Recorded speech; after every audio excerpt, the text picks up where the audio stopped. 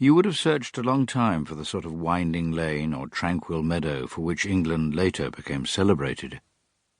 There were instead miles of desolate, uncultivated land. Here and there rough-hewn paths over craggy hills or bleak moorland. Most of the roads left by the Romans would by then have become broken or overgrown, often fading into wilderness. Icy fogs hung over rivers and marshes, serving all too well the ogres that were then still native to this land.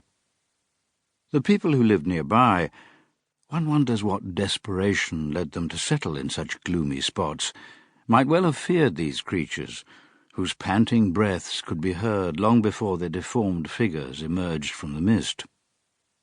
But such monsters were not cause for astonishment. People then would have regarded them as everyday hazards, and in those days there was so much else to worry about.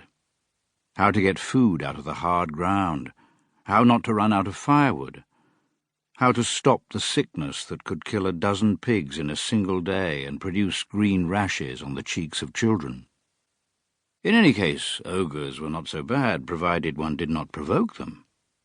One had to accept that every so often, perhaps following some obscure dispute in their ranks, a creature would come blundering into a village in a terrible rage and, despite shouts and brandishings of weapons, rampage about, injuring anyone slow to move out of its path.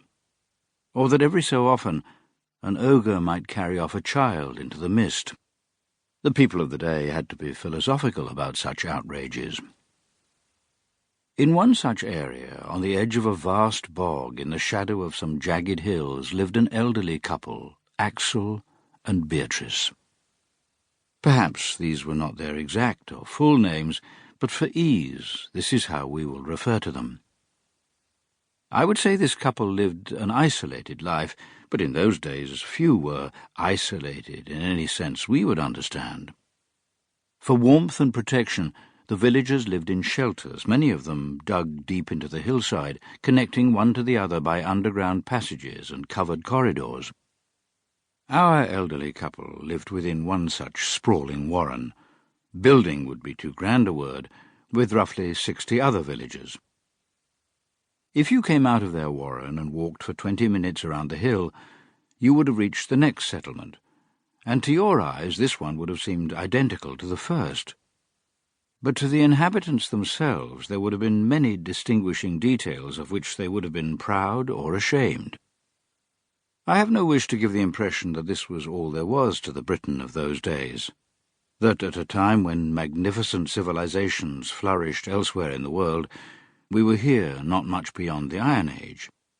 Had you been able to roam the countryside at will, you might well have discovered castles containing music, fine food, athletic excellence, or monasteries with inhabitants steeped in learning. But there is no getting around it. Even on a strong horse in good weather, you could have ridden for days without spotting any castle or monastery looming out of the greenery.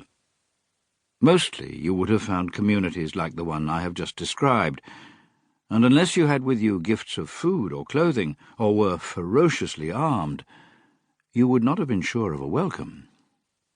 I am sorry to paint such a picture of our country at that time, but there you are.